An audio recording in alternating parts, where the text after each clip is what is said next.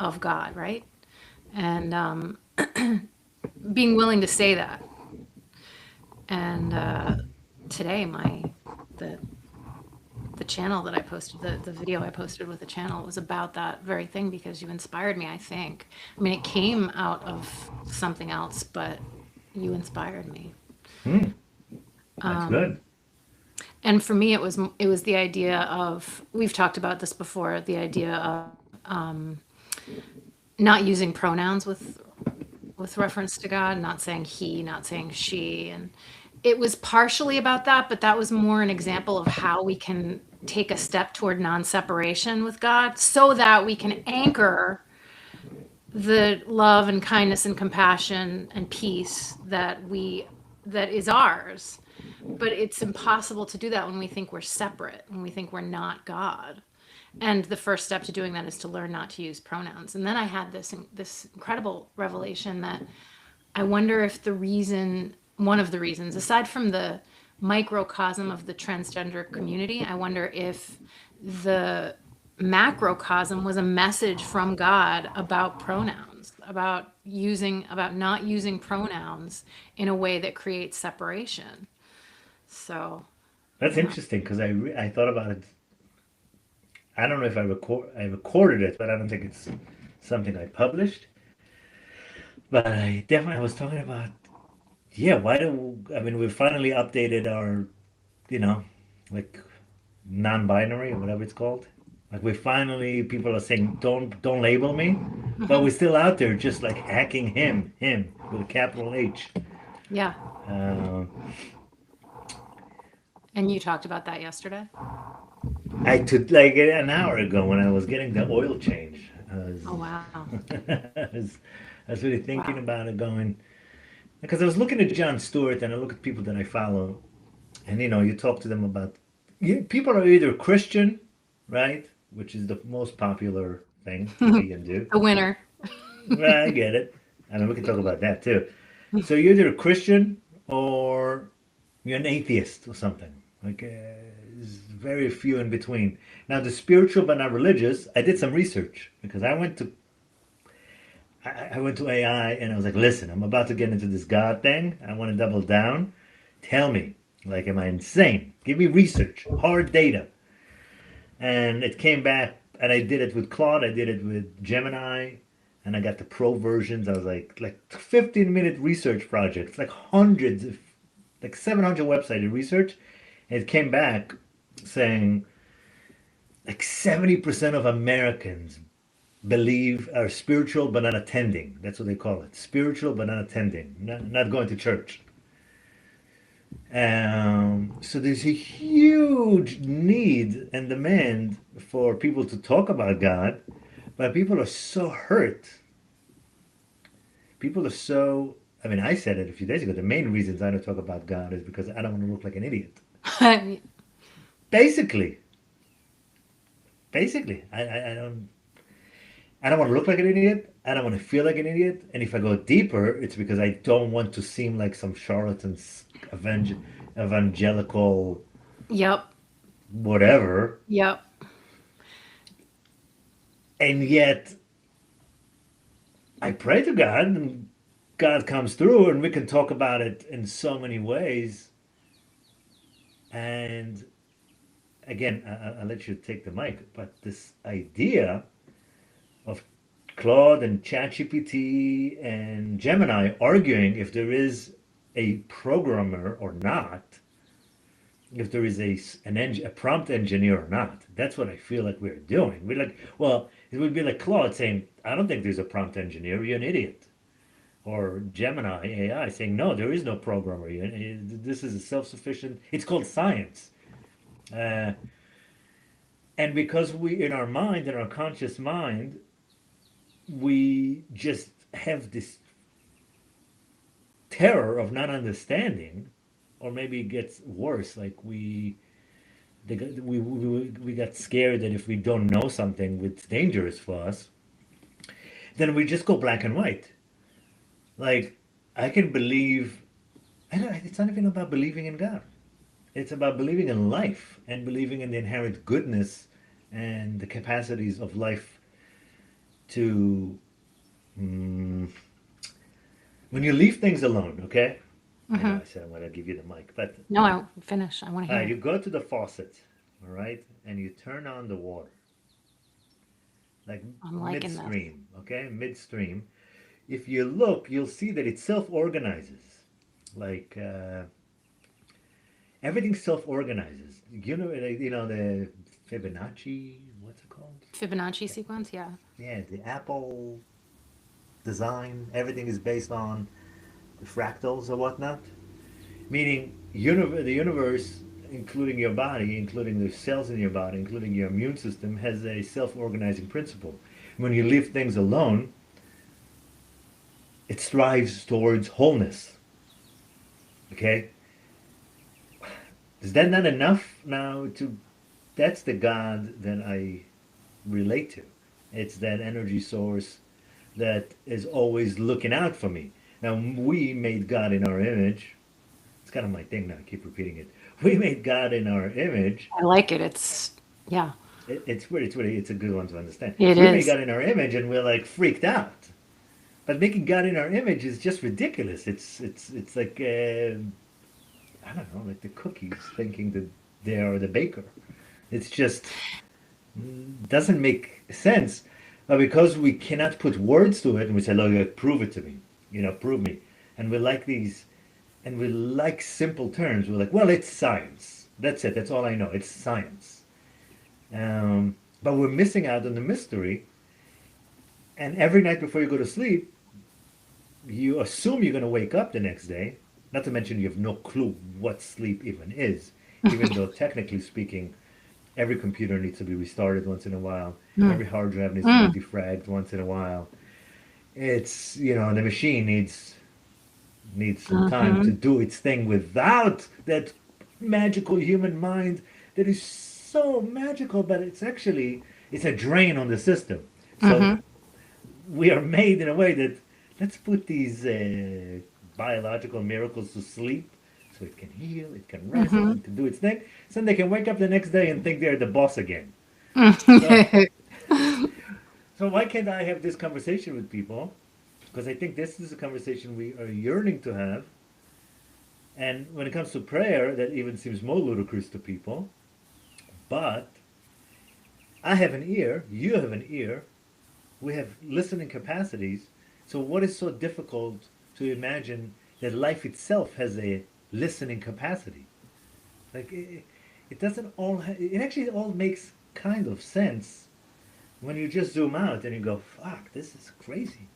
So instead of fighting it or trying to understand it, I'm comfortable. I'm getting more and more comfortable to being in the middle, going, "Look, I'm better off being grateful and saying thank you." I did make a video about this silly thing. It's not silly. This thing that I do.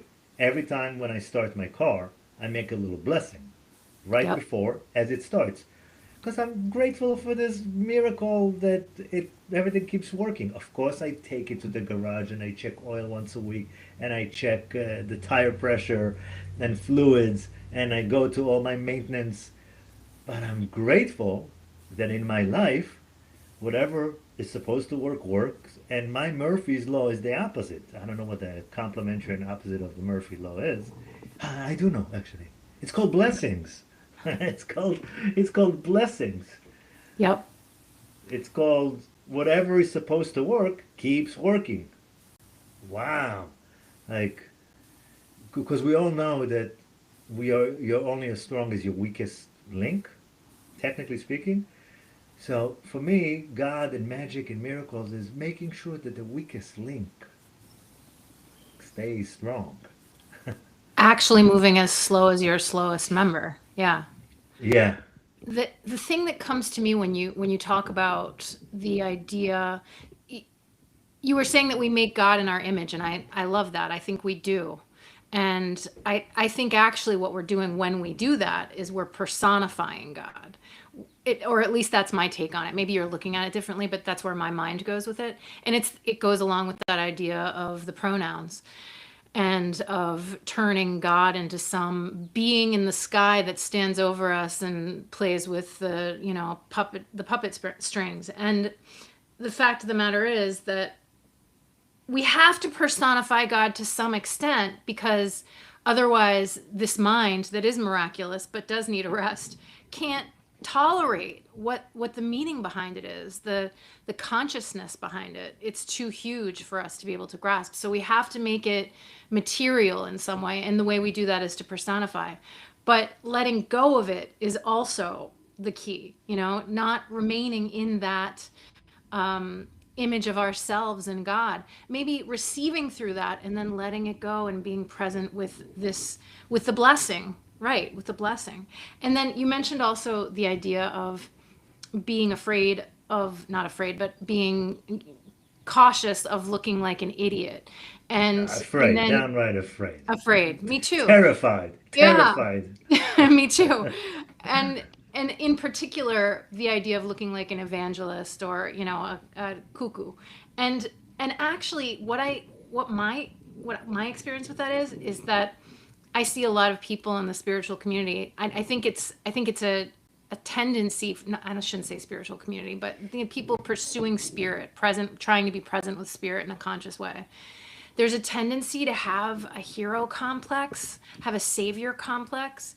And so I shy away from ever appearing as though I have that savior complex, even though I probably do. I'm one of them, it's not like I'm separate. But I don't want to be seen as somebody who thinks that I am in some way holding all the answers or holding the key, or and yet the truth is, I am holding all the answers. I am the key. I am God. So why am I so afraid to to say it? Well, I know that it how it sounds. I know how it sounds to me when I see someone who's lost in their belief about who they are and think it makes them above others, That's what I think it is. It's the tendency to believe that somehow we're above others because we have this connection that others don't have, and so that's my fear of looking like an idiot. But I'm letting go of it because honestly, who cares? Who cares? It's more than I believe. I'll double down on the who cares thing. It's the fact that people do care, and people do need us to speak up, and people do need us to bless and express, because that is what I, I'm doubling down on this man of God concept because it really is one of the core promises I've made in my life.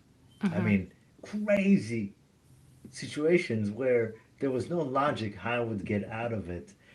And I don't mean just get out of it like uh, with a few scrapes.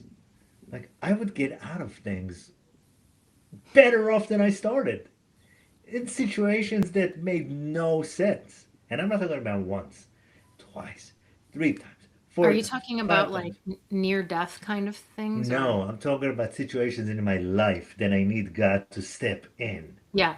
and create miracles. Now, Hmm. to the average person, they hear it, they go, God, they think I'm doing what you refer to as what'd you call it? Personification? Personification, yeah. Personification. I'm not imagining a man in the sky No, I because know I you're saw not. John Stewart and I love him. And someone asked him today, is faith helping you? And he's like, no, I'm one of those people that says, well, what about all the poor children that are dying? See, that's personification. That's seeing God as an outside entity that actually is like a human who is supposed to care or not care, step in or not step in. Yeah. When I pray to God, I'm just keeping the name God because every time, because that's the one that triggers us the most. When I pray Uh-huh. to God, and the prayer is you lately it's evolved to a form of gratitude, saying I'm really grateful, God, for showing up once again in my life, showing up and being very clear and direct and getting me out of this mess. Thank you in ways which I cannot even envision, but I need you. I need you to step in, and I thank you for it. And many times I've said, many times, seriously, it's like embarrassing. And I know there is a God that's not personified because if there was a God that was personified, then I wouldn't deserve the continuous blessings and miracles because I've broken my promise for the majority of my life. And that's when another thing hit me. It's like there's no one out there, like there's not a God out there that's sitting and doing math with me. It's like, oh well, not again. So it's connecting to this, the prayer and the connection to something that's bigger than me. And maybe that's the evolution that I go, I'm praying to something that's bigger than me, that's loving me, that I don't have to understand what it is. I just know it exists because it wakes me up every day and it heals me when I have a cut, and that is, blessed me with the awareness and wherewithal and environment that I can even recognize the miracles that have occurred in my life. So Yeah. the reason why I'm doubling down is I'm like, what the hell else am I going to do now? What am I going to do? What is the one thing that I'm going to do that I haven't really done that I secretly would want to do? A year ago, I was on the phone with a friend, this mentor that I mention once in a while, who kind of, we have our ups and downs. And he was very disappointed in me many times because I'm not living to my potential. Hmm. And a year ago, when I told him I want to move to Israel, he was like, I'm really worried about, no, I want to move from Israel to America. He told me, I'm really worried about you because it doesn't matter where you move, you still have to deal with who you are and your stories. And I was like, I understand, but something inside me wants me to go back to America and finish what I started. And he's like, what do you mean? I said, I want to go back and go back and start my church again. Now, again, I say these words, it's like, oh, who the hell wants to Yep. start anything? Yep. Church, what am I talking about? Presence of gratitude, of devotion to life, capital L. And, I used to say thank you, life, with a capital L, and that was enough. But, you know what? It's,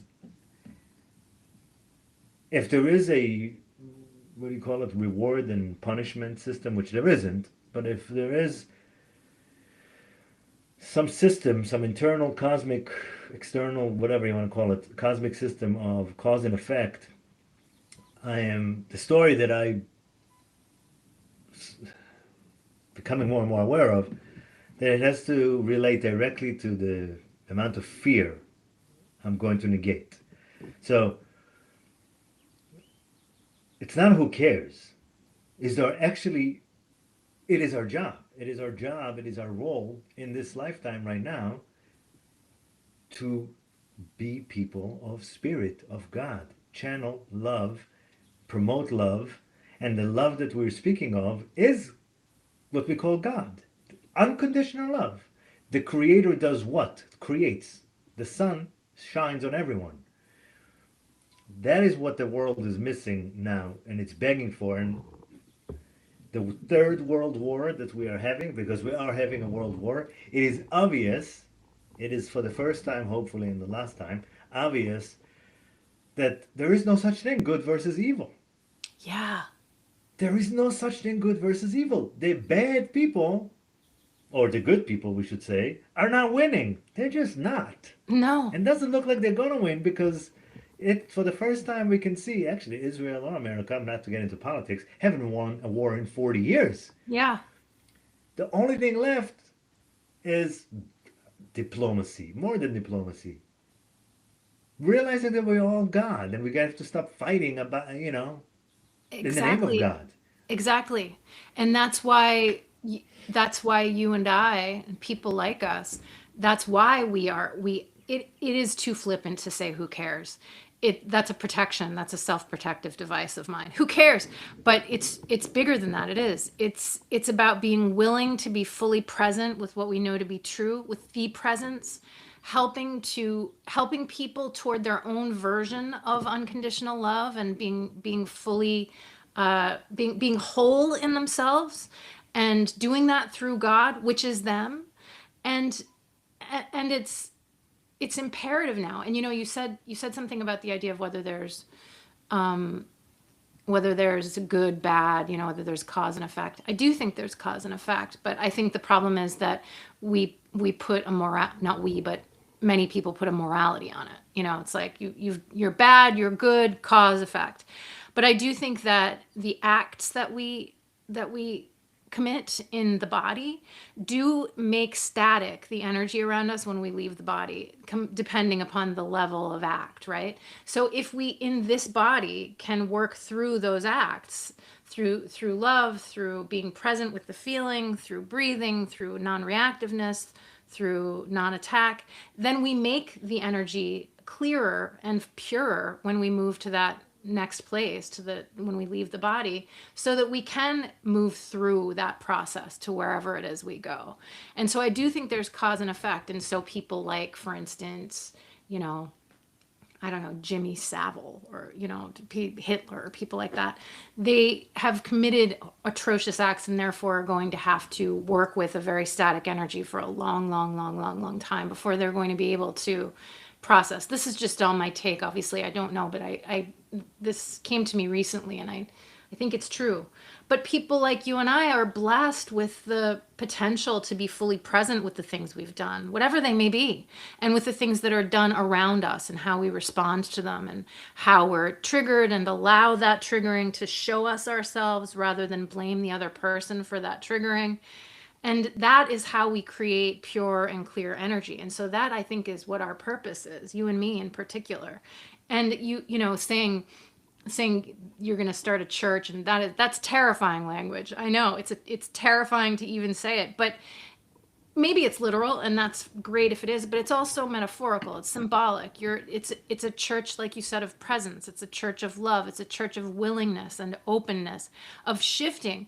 I think we're evolving. I think humanity is evolving, and that's a part of it, is being fully present. And so that's what you mean by church. It's the worship of the all. It's the worship of the consciousness, and we have to be willing to say it. We have to be willing to say it. It's like an alcoholic has to be willing to say they're an alcoholic before the alcoholism is going to shift, right? We have to say it. Yeah, in the game of life, in the video game of life, it could just be my thing or your and or your thing. Meaning, if we talked about on private, we talked about, I told you how I feel like I'm not in charge of my own money. Now, we're never really in charge of money, meaning like life and God and the systems, and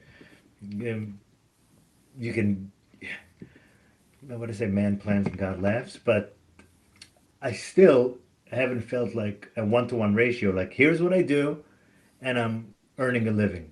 Now that I'm talking to you about it, the only times I did feel in direct relationship to money is when I was being of service, when I was doing the psychedelic work. Now, because I didn't like that I was hiding behind the psychedelics, I pushed it away.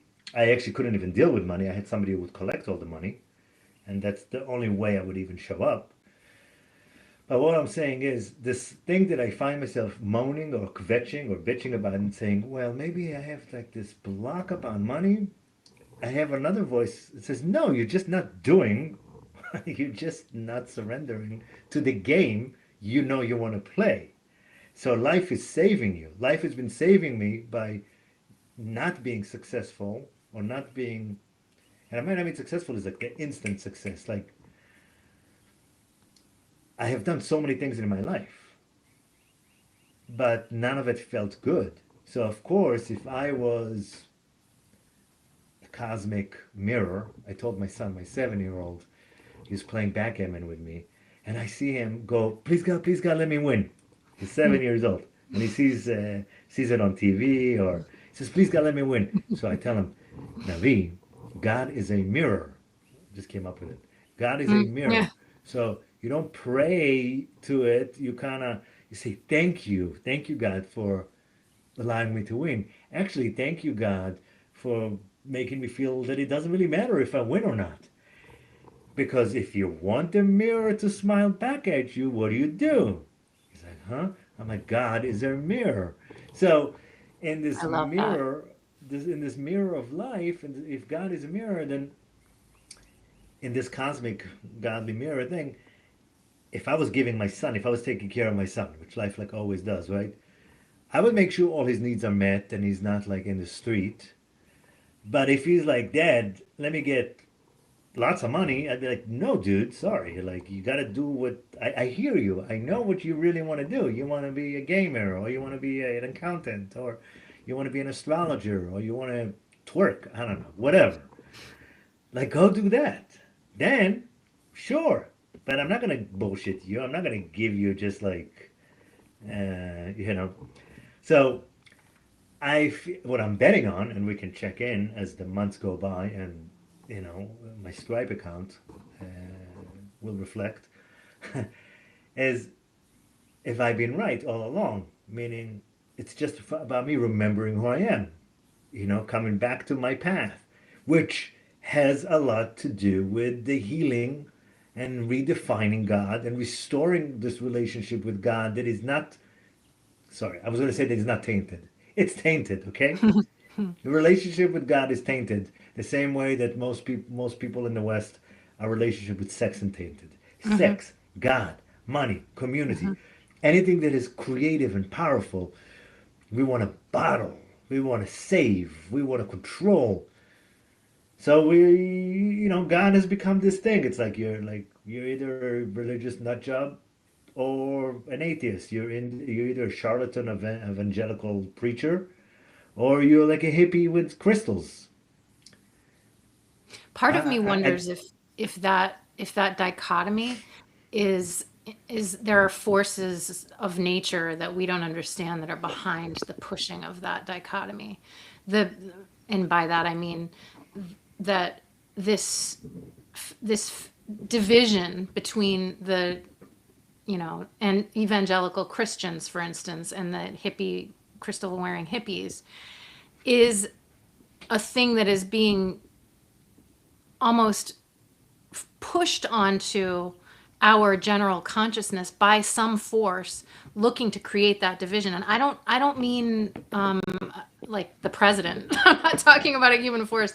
I don't know. I don't think that negative dark forces can interfere with us. I think we're sovereign, but I do think they exist. I know they exist, and I don't know that they're separate. I don't even know that I don't know what they are, but they do exist. I've had experiences with them. I'm sure you have as well. And so part of me wonders, I often also wonder if that same energy is behind the things that are done, aside from the DNA that drives us to do the things we do, the chimp DNA. Aside from that, if this force also drives some of the horrific things that are happening today, things like, human trafficking and the things that have been done in the past. And so I wonder if that is all in, part of that. It's almost intentionally trying to drive a wedge between it. It won't work, but where we happen to be witnessing the attempt. But I also want to say that you mentioned before the idea of you were materially successful when you were working with substances and guiding people through the experience of substances. And now that feels like you've lost track of it. And the thing that came to me was the idea that required material exchange. And then you talked about your son and the idea of material exchange being what he needs before you'd be willing to fully, hand anything over to him. You want to see him have some kind of material exchange. So, and I think that's good and true, and I'm not placing judgment on that. I'm just wondering if maybe what's happening is there's a belief in you about there needing to be material, some kind of material exchange in order for there to be validity to the exchange. I don't think you consciously believe that. I wonder if it's an internal belief. And so if you were to just pay a little bit of attention to that, to the idea that there doesn't need to be a material, there doesn't need to be a substance in exchange, and you know that, but deep within, it's like, I must hand you this and you must hand this back to me. Whereas if you pay some attention, like I said, maybe that will shift a little and will shift things as well. yeah, thank you for that. If it was definitely, we'll go back to substances and psychedelics. When I quit my job, I was working 9 to 5 as a tech guy, and I went to my boss, and it was an amazing job, finally, I already started ingesting and participating in psychedelic ceremonies, and I found my heart. And it's like, oh, and I started doing groups on the weekends while working. And for 1 year, I kept my job and I was running groups on the weekends. And at some point, I went to my boss and I said, hey, I'm quitting. And he's like, why? And he says, because I want to be available full time for people. And he said, okay, that's simple. And so that statement, I want to be available full time for people, was the intention, still is. And when I was handing out the supplements before every ceremony, I knew that what I'm doing is I'm bypassing my doubt, my imposter syndrome, meaning I was creating a new imposter syndrome, but I was bypassing the deeper one. What does that mean? I knew for a fact when somebody takes a heart substance, their heart's going to open up and they're going to have a positive transformational experience. As a matter of fact, any transformational experience is a positive one Yeah. in the right space, the right setting. And heart substances, wow, like heart's opening up, you're feeling love for yourself and others, 2 hours, 3 hours, 10 minutes, that's worth a lifetime. Really. So I knew for a fact that no matter what, I'm providing value. And I was providing value in the thing that it was most similar or closest to my essence of teaching, sharing presence, spreading God. Uh, but I was definitely hiding behind it. I was definitely hiding. How do I know? Because I wasn't able to, in the 500 or 600 ceremonies that I led, maybe more. I don't know the math. It was 7 years full time, 3 times a week, sometimes more. Uh, I've participated in maybe two, maybe three.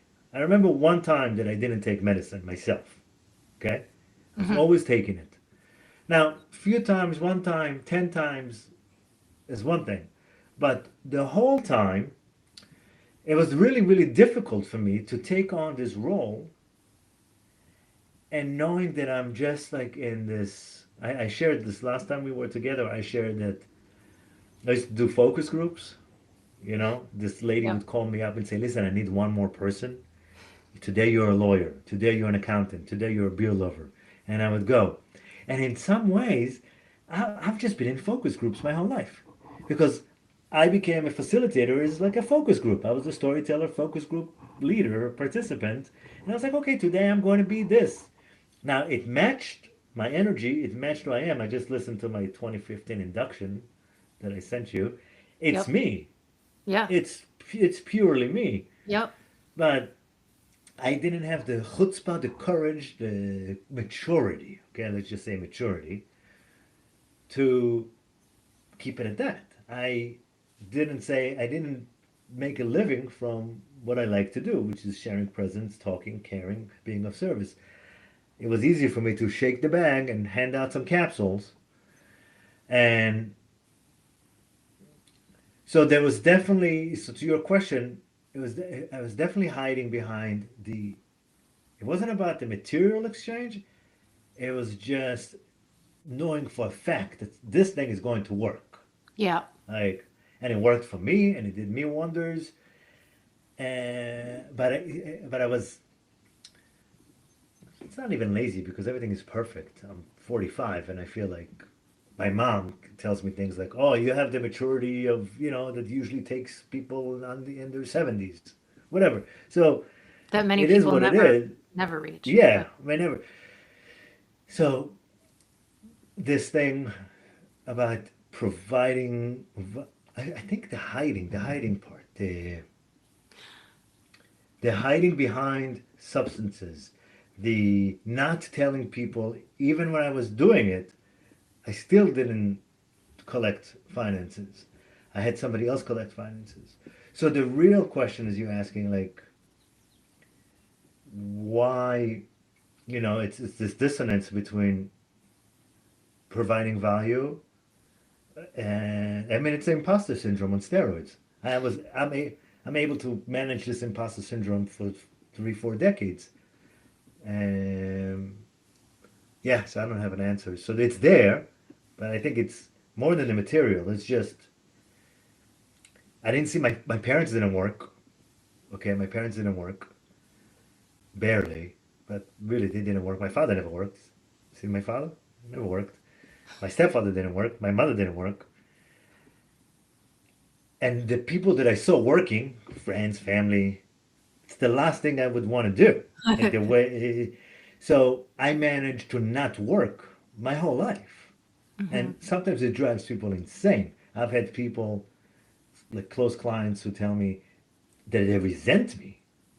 They're resentful that my mother told me to be careful when I was in Israel to not tell people that I'm not working because it would create antagonism. But I look at the creator economy, we are perfect for it, right? Meaning, I'm not talking about not work. I'd like to work and put my time in. It's just like we're halfway, like we're not crazy enough. I'm crazy enough to know that I don't need to do a 9 to 5 or to toil, like what God told the snake, that metaphor. I don't have to toil. So I don't think I have to toil. I'm halfway there, but I have this dissonance with money. That I don't even know what it is. I'm really sharing with you life. I believe that money flows to me easily and effortlessly in avalanches. I've always believed that. It's something that I took on. I mean, I didn't believe it always, but I took it on. And it's a mantra that I say. My son says it too. Money flows to me easily and effortlessly. And I see it, and I hear the money counters, and I see my numbers in my bank, and I work on that. And that's been very fruitful, truth be told. But it comes from nowhere. I feel like what you're saying, what it sounds like to me, and I agree with this, is that it's not that you're opposed to work. What you're opposed to is the need to work to survive. It's like it's the difference between output and giving whatever is yours to give, and doing it with an exchange in mind, as opposed to the the current way of being, which is just work, work, work, work, work 15 hours a day, work for this person, work for yourself, whatever it is, bring it in, survive, eat, buy. It's that whole mentality behind it, I think, that you're responding to. But just, maybe I'm wrong, but it's what comes to me. But just to go back to the idea of the material, I think maybe you did, but I think maybe I didn't finish, because there was there was the experience of giving what you have to give, you Aurea, giving what you have to give. You said it last time we met. There's this gift of making people feel the possibilities and the potential. This gift of revealing all for people without saying a word, helping people to find the words they need to find in order to be fully present with what they know to be true without ever having to say anything to them, and then helping them to step beyond that place so that they can grow and expand. And these gifts are what you offered under the guise of medicine and ceremony. And of course, that's a beautiful experience. It's great to accelerate the experience of pure love and bliss, or suffering, which often is the case. But it's all about opening the heart and being present with the self, and that's a beautiful thing. But it was you who was actually allowing, your presence was allowing for those things to happen. Also everyone else, but you were leading, you were guiding. And so behind that was material. So that felt in some way like an exchange. And yet that exchange felt bad to you. It felt not bad, that's not the word, but it wasn't what you wanted. You moved on from it eventually, and you tried to find another way. We are the I, medicine. It's I felt like, again, it could just be like one day I may find myself as a medicine carrier again and be like, fuck, it took me like 50 years Yeah. to settle into it. But it felt like a shortcut. And again, maybe it's because I grew up with junkies, and maybe because when people would come to me at the end of the night and would say, "Oh, I'm ready to go deeper," I'd be like, "I'm sure you are." Like I grew up with junkies. I grew up with addicts. I have my own bouts of addictions. I could tell that people have this proclivity to outsource everything and to wait for grandma's downloads and grandfather downloads, and I'm like, oh my God, like this is just getting a, this was another thing that, became another clique. I used to say that Yeah. welcome to the fifth year of high school. Yeah. And it became another clique, and I just felt that even though I had a one-to-one relationship with the medicine that was obviously as pure as it's going to get, meaning we had like trust. I knew what to give, I knew how to give it. But when I would take it, I would feel it in my body, like those testings, the kinesthesia, Yeah. I don't know what it's called. Like muscle You tests. could, you might probably fall over if you pushed me.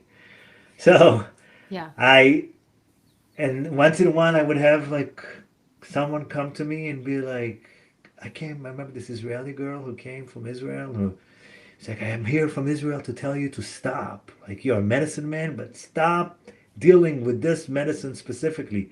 It's not bad, it's just not for you. Huh. So I would have these. It's not bad. It just means that No. I've had this issue. Listen, I was a great network engineer. I was a great website. I'm great at a lot of things. This became just another thing that I was really, really good at, but it wasn't my thing. And that was my suffering. My suffering was that I, again, I could just be full of shit. I could be a reluctant shaman who is, just fighting his calling. Okay. My issue was that I wanted to do I wanted something that you could wake me up at 4 in the morning when I'm still like, half asleep. It'd be like, what are you doing? I didn't have to like think about it. Like, well, you see, I provide indigenous technologies for self-exploration. What are you giving? Well, it's, plant-inspired capsules with. I just, my name is Light. That's my name, Light of Yeah. God. It's not my thing. I've met a lot of good urban facilitators. They love it. They're good at it. Keep doing it. It wasn't my thing to be in the liminal gray area space. It re-traumatized my childhood upbringing where we had to keep secrets. Uh-huh. And secrets didn't do well for me. And it's a paranoia induced underground world because you always have to somehow watch yourself. And when you don't have all your shit in order, and I didn't, because I was still believing in the outside world and I was still looking for approval, then paranoia sets in from different places. You don't even know what is not tasting good. You just know the meal is not tasting good. So, hey, we can go, we can analyze this until the cows come home, as they say, but it just wasn't for me, even though it was the last thing I did that was very, very beneficial for me. And I want to break through it, and I want to, if I end up being like a TikTok preacher, I'm probably going to be more proud of that than, because it would take more fear and more courage for me to be a TikTok preacher than to show up in a room and give a bunch of middle-aged, mostly white people a whole bunch of pills so they can feel less shitty about their lives for six Yeah. hours. Yeah. Yeah. I'm being facetious, I get it, sorry, but But the truth is what I hear is that that is actually exactly what you want to do, not just with middle-aged white people, but with all people. You do want to find ways, you do want to offer what you have to offer and allow everyone that you encounter to find that peace that people are seeking in those medicine, circles. But the problem yes. is that it in those circles it becomes there's a lot of ego involved and it's hard to remain. Go ahead. You know what? Well, ego wasn't my issue. Externalization was. Even though I was externalizing myself, I didn't get it yet. But on an intuitive front, when people would come and be like, "What am I taking? What I didn't take? What are you giving? What am I not giving?" People would come into a journey, and I would be like, "Can we please not talk about other journeys? Can we please just be here? What are you giving me? What are you not giving me? Let's take the next intensive, the last intensive, and this and this. And I come from organizations and spiritual organization that everybody always wants to be a part of, and it's a thing. And Uh-huh. I saw my teacher and his ex-wife and their students talk about the same medicine in different ways, meaning someone would take the same capsule, the same formula, and would say, "This is a heart medicine." Then I would see the ex-wife giving the same thing, saying, "This is a mind medicine." And I would see that it would always work. And I gave people sugar pills and saw that it works. And I started seeing that the whole thing is a game, a holy, sacred game. But I felt like I am not courageous enough. I'm not pushing myself enough. I am participating in a game where it's just, for me, it wasn't the ego. It was like I felt, let's just say my brother who spent 10 years in jail, and he would call me up and he would say, "Hey, how is business?" I'm in America, he's in Israel. And I would say, "Great." He says, "Yep, the drug business is great." And and I'd be like, "No, dude, you don't understand." He's like, "No, I understand. Nah, I you really totally. do understand. You just figured out how to do it better than us. It's Nah. okay. Good for you." Now, there's some truth to that. You don't have to be like, it's not bad. If you're not hurting anyone and you're actually providing value, then good. It's amazing. But this thing where I grew up, and I have a brother sitting in jail, for charges of violence and drugs,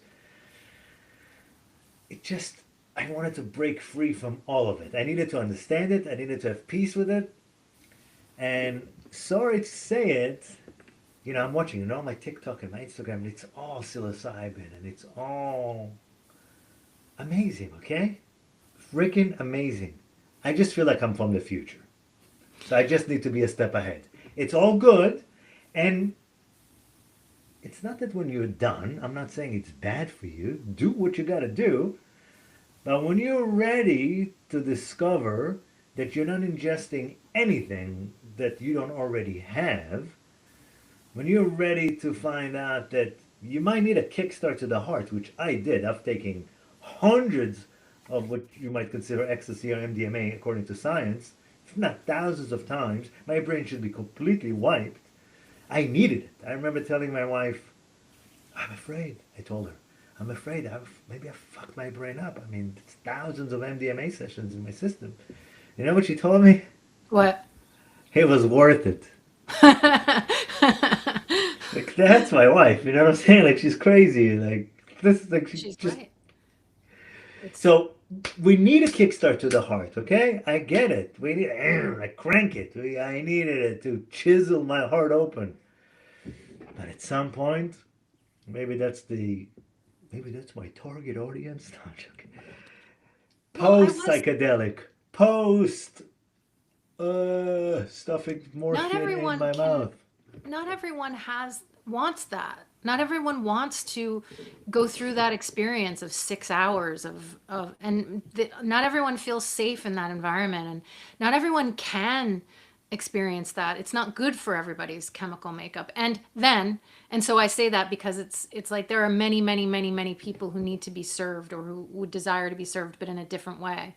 And yet then what you made me think of, and I think this is the second time I've brought this person up, and I really despise it when people drop names, honestly, but I'm going to do it because it is relevant. Ram Dass talked about his guru who he met in India, and of course Ram Dass was practiced with all kinds of psychedelics, particularly LSD, and he had a bunch of LSD with him. And so when he first met his guru Maharaji, he gave him a bunch of tablets of LSD because Maharaji was like, I heard you work with the Jesus drug or something like that. And so he was like, yeah, I have some, So he got it out and he gave it to him. And Maharaji put like 4 in his mouth, and this is like enough to drive anybody insane. And this is an elderly man at this point, so Ram Dass is like, ooh, maybe not the greatest idea. Didn't affect him in the least. Didn't even touch him.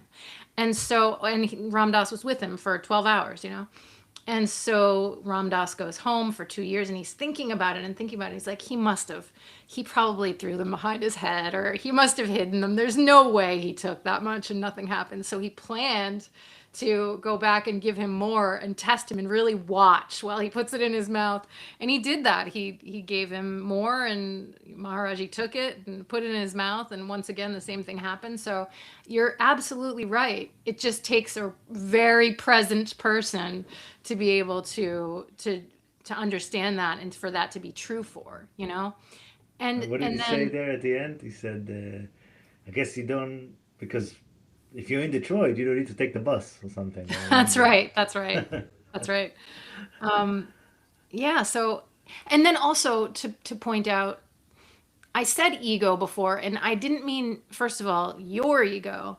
What I really meant was all of those games that get played in that room, all of the belief systems and the desire for it to be a party and the popularity contests and the click and all of that. That's what I meant by ego. And I think that's hard to, and that's not to, everybody has that version of, that's what ego is. It's the stories that we tell ourselves to create our personality so we can survive.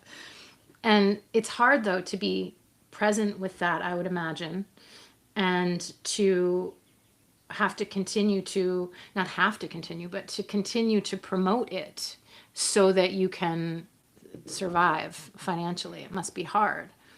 So a few things. First of all, it's good. I like to talk about it. It actually, I did not recognize any ego games for a while because I love. I said it is the fifth year of high school, so bring yourself. Just be who you are. And Hmm. I was a trickster enough to play with it. I did not recognize it when I was trying to be a good shaman or avoiding being a bad shaman, and then saw other people. I miss like the way you see me now, the way I even see myself now. People saw me like 15 years ago, 10 years ago. So those ego games I didn't really see. What's difficult for me is that it wasn't difficult. I didn't have to promote it. That's That's what drives me nuts. Still, I did not have to promote anything. And I still have friends in the business, and I still see they're promoting things on Facebook or they. I don't understand why.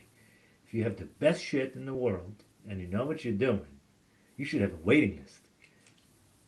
And I'm not speaking from ego. I'm speaking like I had. I started to have like my own worst fears reputation wise, and still I couldn't beat the waiting list off, like with Hmm. a stick, sort of thing. Hmm. So it bothers me. That's the truth. It bothers me Promotion. that it was the one thing in my life that I didn't have to promote anything, and people continue to come, like 20, 30, 40 new people. Like it was a thing. And so it bothers me with like, like I know there is such a thing in flow. Like I know that you don't have to promote, you don't have to market. I miss that part, and that's why I was talking to you before about I just want to put the right infrastructure and be me so my Calendly is booked, so the money keeps coming in because I experienced it. I did not have to promote to survive. I when i had say to, no, go ahead. when I say promote, I mean more, I don't mean that you had to go out and ask people to come. I mean more, and maybe promote isn't even the right word, but I do think it's important that that's the word I said because I think it took us to a place that's important to consider the idea of promotion and what that is. And I think that's a big part of it. But what I meant is standing behind that that way Gotcha. of being. You know what I mean? I do. Being, That was difficult. That was yeah, difficult. Two kids. I mean, I had one kid, two houses, two rents. I mean, I dealt with a lot of shit, and I was like, I can't stop. yeah, What am I gonna do? Like, yeah. I can't stop. I mean, I was getting like threats from people. You must stop, and I was like, I can't stop. I gotta keep living. Uh, it was difficult. That was difficult. It was very taxing, and that's why I believe I kept taking and partaking. And I can tell, I'm being judgmental now completely, but whatever. I judge, okay? Facilitators, especially white new trainees. And again, we're the pioneers, so whatever. Everything works. There's no right or way. There is right or wrong, but that's how we learn. But I remember the older people who would just be there. They wouldn't touch the medicine. They were clear. They were present. I'm talking about facilitators. And Yeah. then there was the wave of young ones who you could always see in their eyes. They're always on something, which I was always too. So, but you can see over the years what it does to you, Hmm. what it does to your memory, what it does to your nervous system. I was in a place that I couldn't tell the difference anymore. I was basically in altered states. And I don't mean like psychedelic LSD, just even my heart cracked open for years. And when people came to me and they were like, this place is confusing, I was like, what's confusing about being the most present ever? Because we were here. We were, but over time, I got out after 7 years. I see people, I know people who've been doing it for 10. Maybe I'm jealous or judgmental, but I look at them and I feel them and I talk to them and I feel like there's a part of me, maybe that's my ego. I swear, there's a part of me that hears them in my soul saying, Aurea, you got me out of this. Show us the way forward. Hmm. It's just in my soul. No one has ever texted me that saying, Aurea, very nice that you got me into this shit. Show me a way forward. Break us through this thing. It's fine. But how many years can we go on? Like, Yeah. so there is something there that I feel like, again, my parents did opium, Kabbalah, journeys. I get it. They got lost. I went in. I saw the good. I saw the bad. I saw the things. Uh, I had a whole conversation with my friend that I really believed that I was being. Again, I'm a storyteller. So I believe that life, God, spirit, Kali, whatever, all of the goddesses in the world used me as a safe frontliner to make enough mistakes that those who come, it's not after me, but after my time, will not make the same mistakes I did. Because if I was the universe, not a God that's watching, but just in the self organizing, harmonious system, I would definitely, somebody's got to make some mistakes. So I made mistakes that it would be like the last thing I would want to do in my professional, reputationally speaking life. But if I look behind me and I see an entire movement now with thousands of facilitators who are probably a lot safer because of those early days.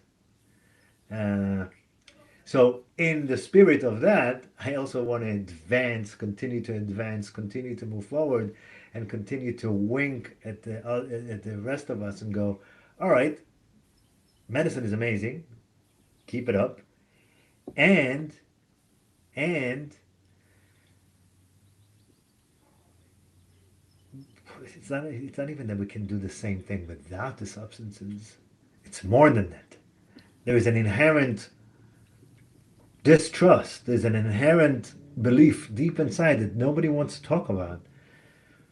That, yeah, for as long that you take stuff from the outside world, as long that you keep ingesting things, you're not where you really want to be. And Ramdas would say, okay, now I take it once a year, once a quarter, once a season. Fine. Just to see where I'm at, he would say.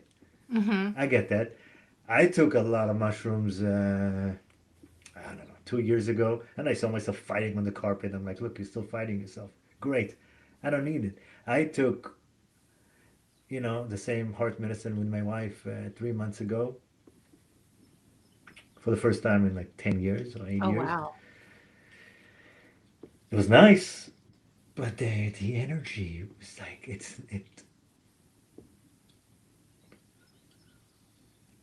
it wasn't, it's a learning environment, Yes. but it's not it's a learning environment, but it's not. I don't want to say pure or natural. I didn't Say it. feel at home in it, even though that was my home for 7 years.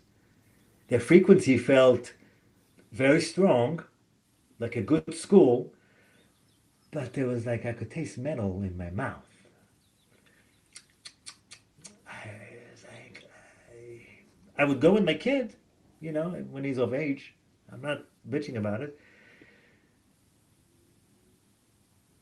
but it's too easy. I don't mean too easy in comparison to something else. We are the Renaissance phase, and it's widely available, and it's so easy, and there is something. I'm becoming more pure, I guess. Yeah, That's all. I know I'm going on a long monologue about this, but there's something, it's like I important. said, futuristic, saying, look, my marriage started with that. My first 6 months, a year, 2 years, 3 years with my wife, we were on this thing every month, minimum. Maybe I wouldn't have been married to her. Maybe. So it was necessary. Yeah. But at the same time, we're getting to know each other now, 15 years later, after we had 7 years of hell, because all of a sudden you have to grow up and you're not in the system. You're not doing it. You're not taking it. It's like people who learn to make love for the first time when they were smoking their whole lives or drinking alcohol. I have a friend, 45, 46. We're like, I've never made love sober. And we're like, oh, I got to relearn. I'm like, no, we don't got to relearn. You got to learn. Yeah. You're not relearning anything. We got to admit to ourselves we have no freaking clue what we're doing, and we are in our 40s. Yeah, the settings in which we we take medicine are learning environments, but they're not environments of potential and possibility. They are in the moment. They are in the moment, but the problem is that we touch upon what's possible and then we contract back into what is. Whereas what you offer and what you have to offer is the ability to put possibility in front of you for the person who you're speaking to, put potential in front of you. And this isn't like I'm not trying to like blow smoke here. This is Blow, this blow is the smoke. truth. You have the potential, you have the ability to show people their potential and their possibility without really saying anything. And you do that without substance and without a specific setting. You do it one on one. And so and it leads to expansion as opposed to contraction. So I think this idea of promotion is part of what might be a limitation. And I think you're actually coming out of it. I think you're just from what you're doing, from what you're putting out there now, you're taking steps past your what you thought you were going to be able to do just in the past few days, right? Amazing steps. Yeah. And I think it's really interesting the time. What were you going to say? Steps. Just steps. I Steps. still, I still never invite anyone to work with me. I've never done it. I've gotten, I did like two non-medicine paid sessions in my life, and I'm very skilled. Uh, and those people were just sent to me. I've done a bunch of paid sessions, but that people paid me in advance. I have people who just like Venmo me money. And then I'm like, fine. But I don't know if it's part of my lesson to like go out there and promote and invite, or to stick to what I'm doing and just refine so I don't waste time. I don't know. I think you are doing that. I think you are refining. I don't think you are a person who is going to, put a poster of yourself on Instagram with, a link under it. It's not, I don't Maybe I think that should. maybe you should, but I don't know. I don't, should, would, did, I know, could. we're just talking. I know, but I don't feel that doesn't feel natural. It doesn't feel like that's what you need. I don't feel like you need to do that. It's just like you said, if what you have is the best thing in the world, then why do you have to promote it? But there is a version of promotion that is more genuine and more unique and individual to you. And I think you're taking steps toward it. And it's being fully present with the most terrifying things for you. But then also maybe a little step for you would be just to post the link to your website in the comment section. You know what I mean? Just to Yeah, do that. that's true. It doesn't have to be, you don't have to say like and subscribe, but just little Which things like does that. work. No, that's something I should say It because does work, it's yeah. psychology 101. I don't Yeah. have to try to beat the system. But what you're talking about, even AI kind of learned me. And AI is like, are you inviting people to work with you? And I'm like, how the hell did it? You're not a real thing. You're just a learning machine. Just leave me alone. Stop reading me. Stop knowing me. Yeah. It's just that I think that those tiny little things you can do, and I think that will probably shift everything.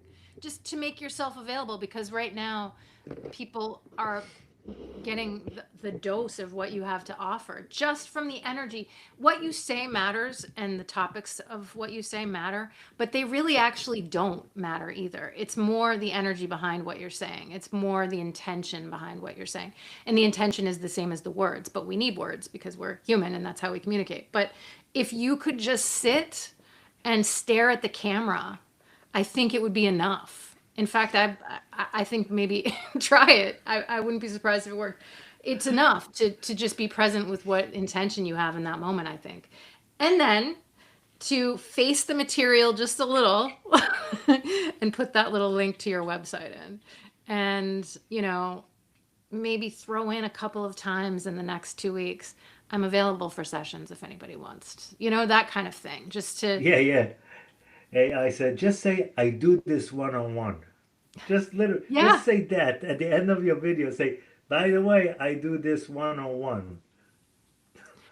yeah.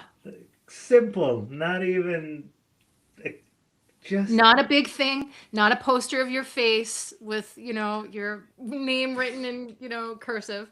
It's just maybe that maybe, is what you need. And maybe we'll go maybe five years down the road. We'll go 5 years yep, down the road, yep. and you'll be like, what the hell? I'd be like, yeah, I'm just shaking my spiritual ass. That's I what I'm doing. I won't. I don't think there's anything wrong with doing that. But I Exactly. there isn't. But There isn't. it's hard for somebody who is as grounded as you and me to embrace that way of being. It's hard. And I don't know that it needs to be that way for us. But maybe it is and maybe it will be. But What it are does we yeah, do go ahead. need we I think that both of us tend to trust that others are like us, and they're not. Some are, some people are, we both have, but most are not. And so they're not going to automatically know that this is something that you can also offer them. They're just not going to know it. They'll see what you do and they'll accept it and move on. Whereas if they're given a little bit of a push, it will they'll know what you can do. I've looked at it, right? And I was like, okay, I'm imagining my calendar booked, okay? 4 sessions tomorrow. I look deep and there is a part of me that because see, I'm still learning that it's this all a game. That it's all a game. Because one of my issues with working with people is, and that's why I like the medicine work, because the medicine work was clear. You know what you're coming for. I'm Yeah. going to take responsibility for the That's next 24 hours, give you a substance, and it's very clear. Everything else is amorphic, it's esoteric, and I don't believe that you're broken. That's my issue with any kind of healing work, because I'm like, you just, I gotta, like, you're not broken. You're not broken. But that's what you offer. See, but that's the block. That's the block that I'm It's the like, third time you've said, and I was trying to remember. I was like, what is it? There was something, and I think I just lost it again, which is crazy. But oh, the fact that it's all that you know what you're getting, you know what's going to happen, and that's the material I'm talking about. Where I'm not just talking about the material of the medicine itself. I'm talking about the material. It's like here it is. This is what it is. It's what it's going to be. What's the difference though? And that's what you're trying. I think what you're trying to suss out here. What's the difference? How do I how do I see what I offer without there being a sure thing as a sure thing? Or, take it a step further or deeper or sideways and say, you put $10 million in my bank, would I still do anything I just told you? I think that Like, you I think you would right? because yes, absolutely. And I don't know if I would either, but I But think you would. what? So, you know what I mean? So that's sort of Yeah. like, I'm like, okay, I was speaking to a journalist, was trying to do a story about me, and I was like, but he says, how does a guy like you basically keep working? Like, how do we go from medicine carrier to doing the medicine without carrying medicine or being the medicine? Take this is this podcast again is about me, but whatever, I'll No, survive. it's not. It's about both of us.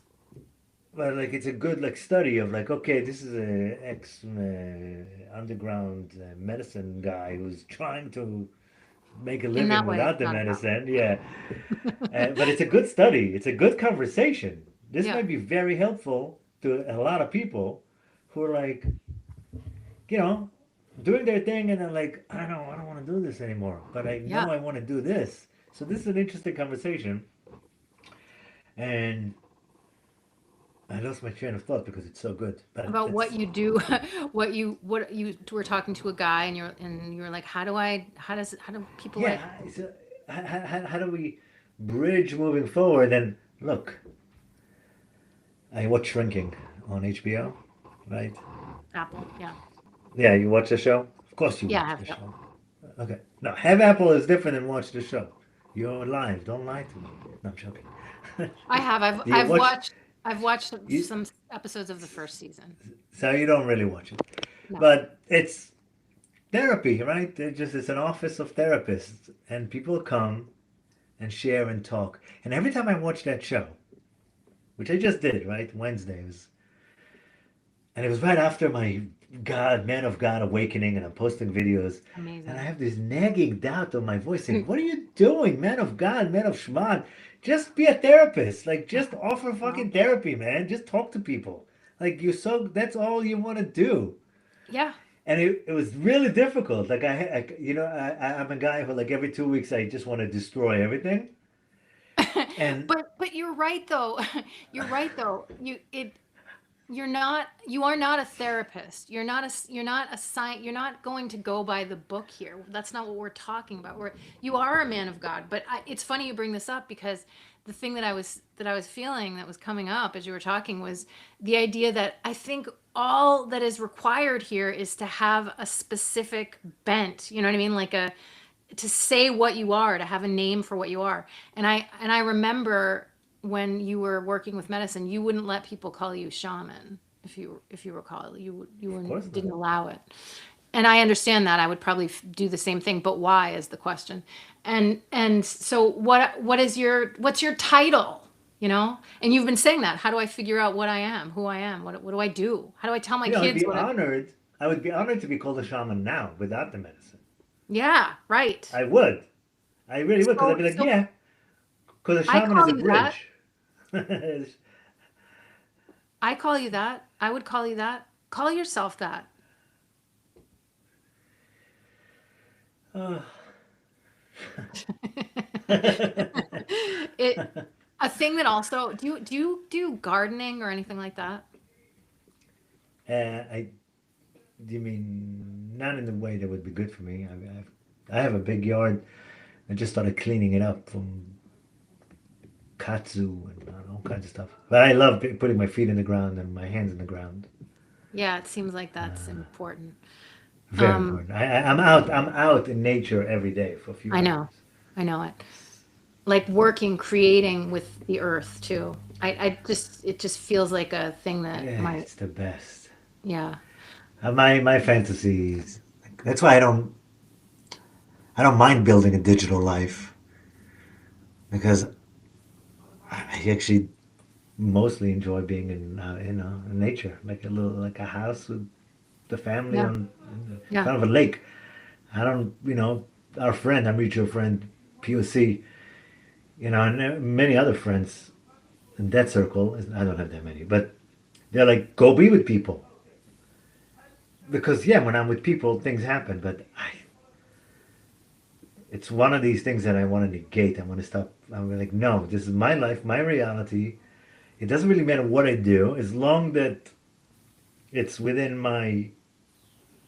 There is some karmic, dharmic role here because I sat in front of so many in the religious or the spiritual movements that I was in part of. My biggest issue was I saw a lot of people come to the rabbis, to the preachers, to the speakers, and I'd be like, people are already here. Why don't you be nice to them? Just be nice to them. Stop scaring them.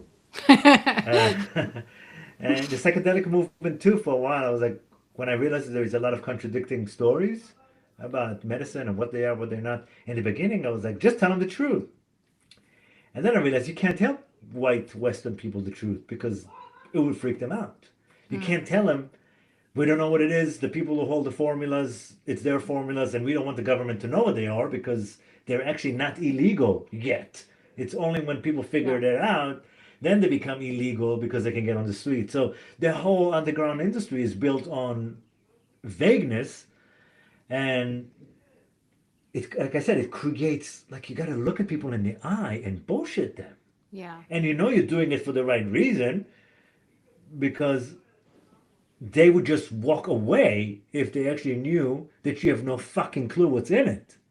But then you have Right. no I mean, many goddamn would. clue. You don't have a clue what you're eating in your cereal either. Yeah, right. And I trust the medicine that I would get from the shaman more than I trust my laundry detergent or the food Hmm. that I'm bringing. For real. Like I remember him saying once that this is safer than Tylenol. And I believed it because I know for a fact it's true. I know more people who got hurt by Tylenol and aspirin than people who got hurt on variations of MDMA. So, Yeah. but this, Ramdas spoke about it like this because we live in an environment, so much of this is illegal, it creates, there's a Paranoia. paranoia that comes with it, and the whole thing is tainted. And Yeah. Well, kudos to the people who are in it. Kudos to the people who are kudos to in it them. and are doing it. It's amazing. I uh, Not I taking came away in. from that. I'm It, not taking away from it at all. Like, no. hello, I'm here because of it. Right. And sometimes I wonder if my old teacher would call me up and say, "Hey, man, like, I need you back. Do it. You don't even have to pay me for it ever. Just do it. You're my guy." Would I do it? As tempting as it sounds, I mean, in reality, maybe I would do it because I'm tired. But I don't want to. Yeah. I don't want to, or not because I want to challenge. There's a challenge that I want to face. That again, it's not a messianic saving the world complex. I want to save myself from my imaginary fears. And I think that you are a savior of the world. And I think everybody is in their own way, but that the thing that gets dangerous is when you think that you're the only savior, you know, Yeah, it, that's when it becomes dangerous. But you asked me to, you know, channel anything that might come through in terms of this earlier. And I will say that it does feel really important. I know you're always in nature, but I didn't know that you work in your yard. Feels like a really important thing for you might be to really focus on really working on your yard, creating some kind of garden, whatever that means to you, and feeling the earth all the time and building something, because it will balance that feeling of not wanting, of wanting to be, of the digital. It'll balance the digital for you and create a more it'll create a wholer experience for you. You won't feel like you're missing some aspect, and I think it will propel things forward. And I do keep seeing like a flower garden or something, but whatever it is, maybe it is just cleaning your yard, but feeling dirt in your hands and building things, I think is really important for you to do, for sure. we had this the plumbing issue right last time we Oh talked. yeah, what happened? God is amazing. I don't care Yep. what you call her. But I found myself. I mean, the plumbers. We had to dig in the yard, and we found the leak like immediately. The Oh, odds of that is, phew. I don't want to say anything. Yeah. Like, there's definitely many gods. And, but I'm on my knees and my hands, and oh, I love the clay. It's all clay. It's like, well, and seriously, I'm still dirty. My fingernails are still dirty. I love having my hands in the ground. Like, the guy was so amazing, and the final bill was magical that I couldn't even comprehend the fact that it is God, or maybe he just felt bad that I was on my knees digging things with Whatever. my hands, and he was like, whatever it is. But it was an amazing experience. But what I'm Oh, saying good. is, my hands were in the ground, Yeah. and I was scooping up mud, and I loved it. He was like, "Are you sure?" I'm like, "Yeah, man, let me do it." I love it. Yeah. I love when I would take mushrooms. The only thing I ever want to do is go splash in the ground. I want to splash in the dirt. That's what I Yeah. do. And growl. I used to Yeah. growl. Create opportunities to do that regularly. I Yeah, I just want to think, build a little deck. We have a little yeah, creek. that's what I I was want to build a thinking. I little was deck. thinking building, I actually Yeah. thought building your church. Ah, just me and God and my Yeah. kids. Yeah.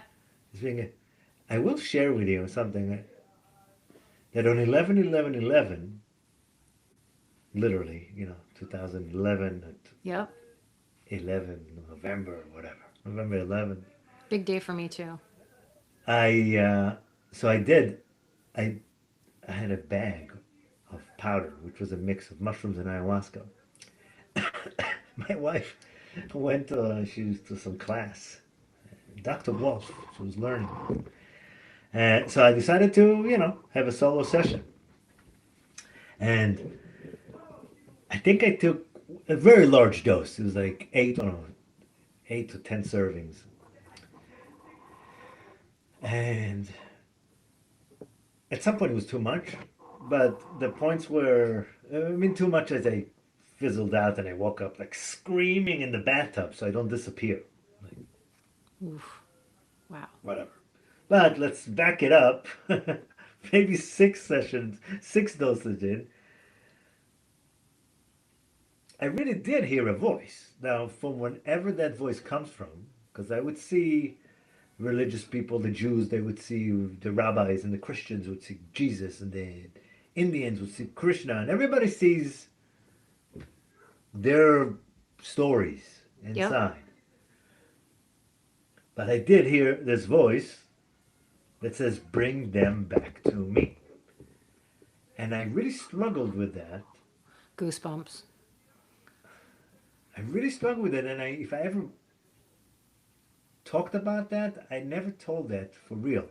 I would usually say, "Bring them back home," like imagining back to earth, back to the ground, back to nature. But in that moment, it was bring them back to me, God. Yeah. Like it's a place you're like, what the? Now, I will say that when I was traveling all around the world and going through airport securities,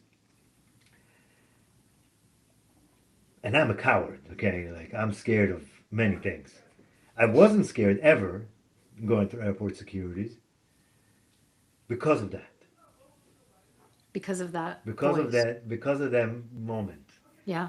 Uh, as a matter of fact, even though when I was going through trouble, I kept working, even though society wise, or like at some point, I was really like hiding from myself, hiding from the community, hiding from my wife, hiding from the community within the community. Uh, I kept working because of that voice. Like, I knew that I'm doing sacred work. I knew that I'm bringing people closer to God. I didn't say it. I've never said it. I wouldn't say it when I was working. But I knew that essentially, if people would get like a 10-second break from the identification of reality, of good and bad, of the stories, I would just for a second be kissed by God. then I'm safe. Yeah. So, but that 11, 11, 11 moment, like bring them back to me. There was such a, it was like, bring it back to me. That's amazing. That's so powerful. I got chills when you said it. Have I told you about my experience with Masada? I don't think I have. No, tell me. I wouldn't have had any reason probably to tell you about it. Uh, it was in 2015, and I had just gone through some incredibly difficult stuff. My whole life was completely just ripped out from under me. Totally humbled, and was starting to meditate again, and be present with that because it's helpful, of course. And one day I was, and it might have been 11/11/15, but I'm not sure. I have to look. I wrote it all down. So I was meditating as usual, and at the time when I could meditate for like 10 minutes tops, which is enough, whatever, who cares? But that's how much I could do. And I sat down to meditate, and then as I was sitting there, all of a sudden I was in the sky, and I was looking down, and I saw this enormous mountain-like, pyramid-like structure that was in the shape of a pyramid but wasn't, and I could see dirt, and I saw openings around the base, and I dove down into one of the openings. This is all just happening outside of my consciousness, kind of. It's also, I'm sort of aware but not really. And so I get into the entrance and I start walking down this like soil hall, and it was lit in a way I didn't know how it could be lit. And I could tell that I had no control over over where I was going. In fact, so much so that I tried to force myself to turn left, and I was immediately put back on the path I was on. So I stayed on the path, and at one point I reached a room, and I went into the room, and there was this kind of triangular stage sort of area, and all of a sudden from the corners of the triangle fire came out, and then a scaffolding came out of the center, and this all really happened. It came out of the center, and faces appeared on the scaffolding as it started to rise into the air. A crucifix at one point, to your point about seeing our stories, faces that looked like they might be suffering, but also looked like they were in total glory. So all of a sudden, I was on the scaffolding, and I was rising with it, and no substances, by the way, at all. I don't think I had even had any substances ever in terms of what we've shared. And so I'm rising on the scaffolding, and I go through these levels of light, is the best way to describe them. And I get to the top, and suddenly there's more light. It feels like there's more exposure to the outside. I look to the right, and there's like a place in the wall that a tree had been ripped out of, I could tell. And I get to a window, had no glass, was just exposed to the air. And I looked out, and it was just vast brown. And then down below, there was this little structure, not little, but sticking out of this major structure, this little turret like thing that I didn't really know what it was. And then a path to the left of it leading to it. And as I looked, I heard a voice that was neither male nor female, just this incredible, just genderless voice say, "You will go there." And I started to ask questions, and I don't know what, but like in some way energetically asking, what do you mean, kind of thing. And it said, "You will go there again." And then my phone went off. And so I and looked at the clock, and it had been like 45 minutes, which was much longer than I usually meditated. And so I went to wash my face or something, and I heard the number 32, which at the time I had sort of started to get into numerology a little bit. So I was like, okay, I'm going to look up the number 32. And it turns out that Herod developed Masada in 32B. It was the first BC. It was the first place I was taken when I went to look. Like, how that happens? You look online, and it's like, first thing you see, that's what it means. And I looked, and it was Masada, what I saw. Completely and totally Masada. I mean, I've never been to Masada. I've never heard of Masada. Maybe I have long, long ago, but not in any kind of conscious way. And it was Masada. And I still, that was the beginning for me. I started to ask my spirit guides for, which I called them then. Now I don't call them anything that, but at the time I did. And I said, I'd ask a question, and a car service called Masada would show up. That happened like 3 times in my neighborhood in Queens. So it's the same kind of voice. It completely changed my life in some way, and I have no idea what it meant. I have no idea. I have an idea, but I think it's going to be a lifelong, journey into what it meant, but it completely and totally opened me to things that I was always open to, but that just allowed for so much information after it happened. Just reminds me of that. Yeah, it makes me feel like the knowledge that's almost comforting that this life is a sort of a. I mean, I say video game not in a disrespectful way. Video game in the concept of we are different characters in a game, and we each have our own unique ways of advancing. It's not better than, but advancing to different levels based on the bosses that we have to kill or confront and the fears that we have to go through. And we have the voices, the images, they're built in. They're built into our game, to our, I don't want to say simulation, but to our holographic reality. Yeah. So, if I was raised with spiritual abuse, substance abuse, sexual abuse, in an environment that pushed me to find solutions, which we all do, right? We are all pushed. We were born. I have a four-act, like it's not mine. It's from Hollywood, but I adapted it to life. The first act is the forgetfulness. We are born in a forgetful state, which is the body, earth. The second act is the mind, fire, which we're out there. We're seeking. We're lost. We want to negate this forgetfulness feeling by gaining things from the outside, which doesn't really work. And then we go into the third act, which is spirit. We enter air, element of air, which we usually experience some kind of autocorrect, all is lost, bad guys in the movie business, which forces us inside. Now, most of the time, we go back to act one, or really act two. We go back to seek again. Most people go back to seeking again. If you want to advance to Act Four, which even Hollywood doesn't have Act Four, because you got to stay inside. You got to Yeah. stay inside, and that's when you remember that you're the storyteller. And so we each are born into this set and settings, into the stories, which are designed to teach us this original lie. There's something wrong with us. We go out, we seek it, we autocorrect, and if we're lucky, we stay through it just enough to have a glimpse of, holy Moses, there is a God, or there is a storyteller, I am loved, it's me.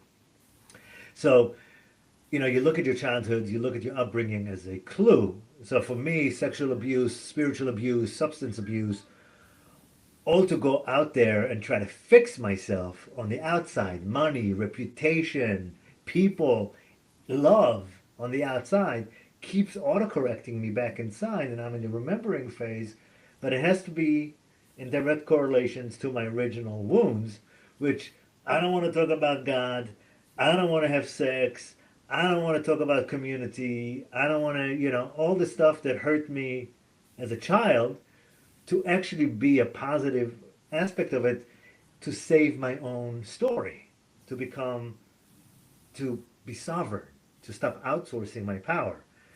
So for me, building a church or becoming a TikTok preacher to make fun of it could be exactly what I need, what I want, not because it's going to save the world. It's just going to be an example of possibilities for people fighting their own thing. So you being a channel in your life, negating whatever reputation or whatever things you might have with religion, with spirit, saying spirit guide, not saying spirit guide. Your job is to negate and confront those fears, not because you can help people. You obviously can help people. Like, I get a lot out of you every second that we spend together, and you do this for a living, but because it's for you, it's for you to have to complete the story, to complete the game, to complete the game. Yeah. Like, it's your game, and that's why there's no. We started this podcast with saying there's no good and evil. There is good. There, someone said to me, "There's no right or wrong. There are consequences," and that makes sense. Hmm. Meaning, in that context, there is right or wrong because there are consequences. But inherently, there is nothing good or bad. There is no one good or evil.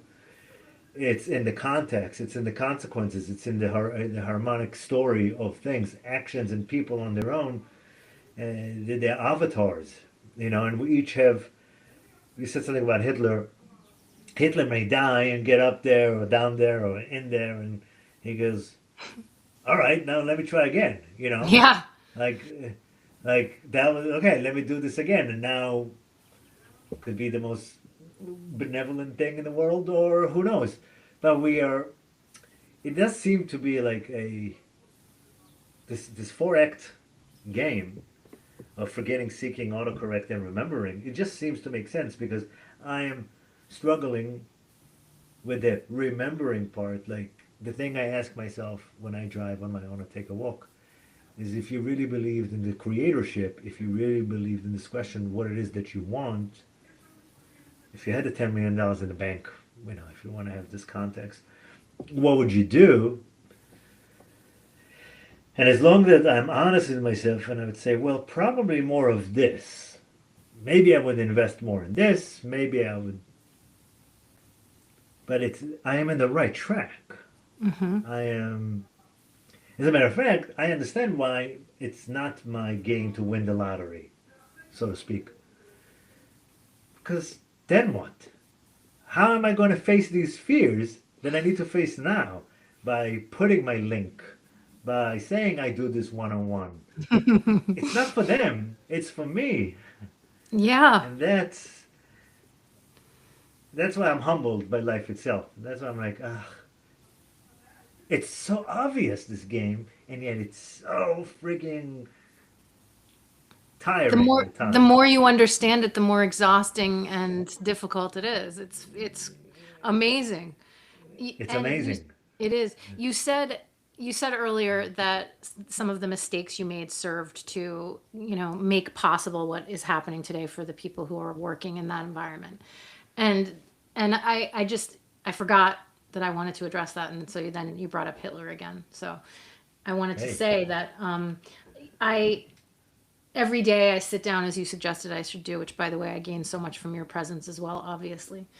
And I sit down and I bring through a different energy, just with a sort of universal message. And the other day it was the energy of somebody who this guy Jimmy Savile. I didn't say it in the video. I decided not to use his name, but he was a monster from London, like really, really a monster. Just a DJ music person who just terrorized people his whole life and was never held accountable. And the information that came through was there was a bunch of it, but one of the things that he shared was that, and it wasn't from him. It's not like it was from the energy of him. It's from the divine core of him, not from him and his body, the monster. It's from the truth of who he is. And it's the idea that the people who come here and do the most monstrous things, like Hitler, actually may be the purest, not because of their actions, not because of who they are, not because of, we know this, we're on the same page here, but because they have the purity to be able to do those things in the body and then leave the body and be present with the consequences of it, so that healing is accelerated for people, so that lessons are learned, whatever it may be. I don't know what those lessons are, but actually to be one of those people requires the angels behind you, requires blessings behind you to be able to hold that space and to choose to come here. Do you feel that people choose to come here, or do you feel that it's a randomized journey? well, I'm comfortable with the video game simulation idea, meaning I'm comfortable with the fact that I believe in recycling. So, we are a consciousness that keeps learning and developing and finding more ways to cultivate love. And I'm comfortable with that idea because why not? It fits, it makes sense. We each have like proclivities and tendencies towards certain things. So, which part of us chooses it? That's back to talking about who is God. Uh, Mm-hmm. Good point. But yes, meaning even if it's just to take responsibility, even if it's just to take responsibility for our creatorship, because I believe that life is a dance between, I'm getting there, between surrender and responsibility. I surrender to God, and I take responsibility in the creatorship and the fact that we are made in God's image and it's within us. So for that, I have to believe that my choice is ongoing. My choice to how I love my wife, how I love my kids. My wife, it's easier, meaning it's easier to love my kids, but it's easier to use my wife as this example. Like, to love her just because of love, nothing else. To love people just because I love them. Mm-hmm. Uh, so that's a choice. So whether it's a choice that I make in some Akashic table soul visual that you have, and you're like, all right, this time around, like I'm done with diseases. I don't want to do diseases. I don't want to. But you know what? I'm really afraid of people calling me like a reputation. I have this tendency to identify with good and bad. So you know what? Send me down there and let me just like deal in my 30s with like the worst reputation. Don't make it real. Make it like in a small like underground community. Like don't really put me out there. Just enough for me to really really get lost in it so I can remember.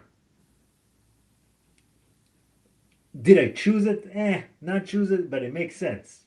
Like, Yeah. I can map out my remembering journey and go, huh, yeah, I really judged my teachers when I was a young guy. I really thought there was right or wrong. I really judged a lot of spiritual teachers. I'm actually becoming what I mocked. I'm becoming everything that I've ever mocked, which is a very good lesson, by the way. I do Mm-hmm. like it. Like, I used to watch evangelical preachers, and those are the ones we mock, right? Mm-hmm. But it could be real for you. It could be real for people. Like people are out there. Like I used to, it's called schnorrer in Yiddish. Like people go out there fundraising, and like in the religious communities, you got like the religious people, and they're out there. They go to America and they schnorrer. They look for money. They go raise money for their synagogues, for their temples, and it's like, why would you schnorrer? And there's a part of me that's like, dude, like everything is a schnorrer. Go Like Schnall. when you do something for a higher purpose and you believe in it, that's Schnall. snowing. Snore away, All snore right, away, new name for the podcast. Uh, snore. Uh, so watch this guy on Instagram, Devin, the one, and he always ends up his videos with now Venmo me $5. That's how he ends all his videos. And his Venmo is crazy. So is he a schnorrer? I mean, it's amazing. The guy says, "No, Venmo me $5," and people are Venmoing him $5, yeah. and it's probably in the hundreds of thousands of dollars. Wow. So that's. But we judge this stuff, right? Yep. OnlyFans, all this stuff, we judge them. Yep. They're free. They're more free than you and I on a regular Absolutely. basis. You Yeah. know what I mean? Like, Yeah. because they don't give a shit what you're No. thinking, and Or if like they I do, got they're not going to let it hold them back. Yeah, or maybe they actually you're right. Maybe they do give a shit, but they give a shit more about confronting their fears, their demons. And if it was more important for me to give my son Hanu private tutoring, or if it was more important for me to give my little son Navi martial art classes than me dealing with my fears, then I would schnorr, you know. And again, it's a little bit. That's like my patriarchal, a little bit of like, oh, you're not doing good enough yet. Like I hear that voice. It's fine. I'm perfect. I'm good. it's, Yep. but there is something there. Like, if you had to make money, what would you do? Those questions. I I think, don't. I don't believe. I don't believe. I believe that we're not in the. Like I keep saying, we're in this generation. We're in the middle. We are not. We know we're safe. It's not about not having to work to survive. Because I've worked, I've gone to coffee shops, I've done things, but it didn't feel right because I knew I was faking it. Even when I worked like tech jobs to survive, I knew I was faking it. I can't explain this. I'm talking to an audience that maybe can. I knew that I'm wasting my Yeah. talent, my, because I'm safe. So if I'm safe, take more. If you know that this is a game, see, there's a part of us that knows that this is a divine play, lila. So if you know that this is a game, it's very hard to bitch and complain. I have my days, okay? I have my depressed days, but I used to be identified by them or try to fix them. Now when they come on like waves, I just write them out because I'm like, I'm identified with the story. And I it's just a, believe that there's something wrong. yeah, and that's where it is. And that might be where it stays forever, and that's okay. Probably won't, but It just won't. It's just it like when probably people won't. take they take too much medicine and they go, "Why am I never going to get out of it?" I used to tell people, "In 20 minutes, you're going to miss this. Okay, so just enjoy." Yeah. Yes. It's funny. I've said that to people before. I mentioned before that there was a period of in 2015 and since where just I just kept getting hit with huge things, huge losses. And after the initial, punch that was like threefold, it was just a threefold punch. Was healing and finding peace and I would look back on those days of that great suffering and not happy that it happened, not wishing that any of it happened, but missing it a little bit, missing the deep suffering. And maybe it has to do with the full presence that you have when you're in that place. You just can't do anything else but be fully present. There's no other, yeah. I don't, yeah, either projecting or reflecting. It's not that you miss the suffering, you miss the, like you already said it, the level of presence. I remember the first time, I remember I got a call saying that there's a ayahuasca, some therapists who didn't really know me, they've heard some stories about me, they were also serving ayahuasca, and they were like, they're going to go to the police. They, and growing up with junkies and police and worries and fears, hearing it for the first time as an adult that somebody's going to go to the police about me, it took me about 30 seconds to realize that these are my fears.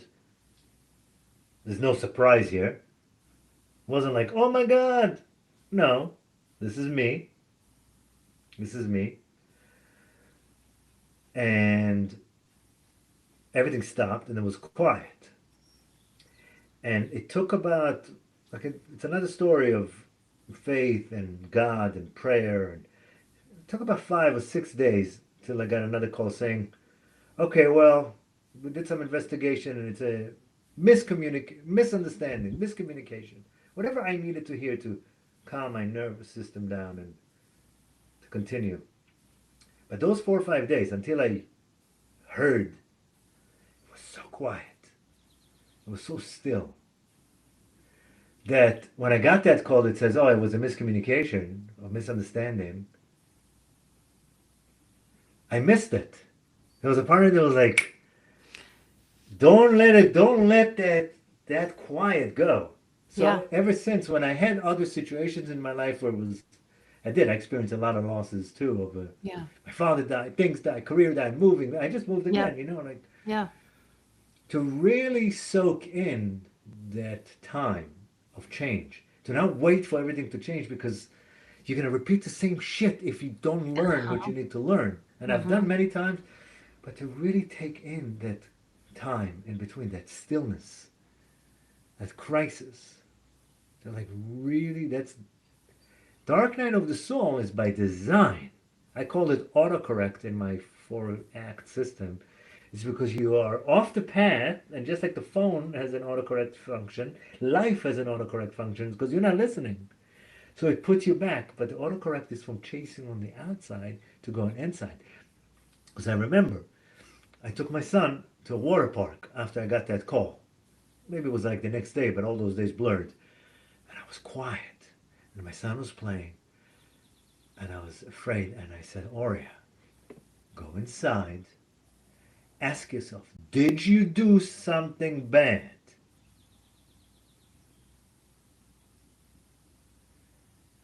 And it was only after I was like, no. It's like, okay, let it all play out. These are my fears. These are my fears. I need to see them. And they played out. Those fears played out for another like 2.5 years in different variations. It didn't just go away. But it was a refining and looking for the places in me. Heck, it took 10 years.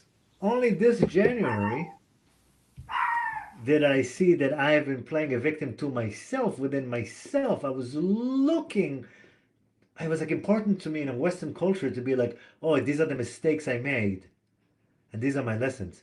It took me like 10 years to face that and say, that's your problem. That you're looking to be wrong. Like it was seductive. It was seductive to go, well, I'm a man and I'm a Western guy, and these are the mistakes I made, and this is what I would never do again, and I'm really sorry. All of this, there's variations of this that are very true, but it was so much easier to,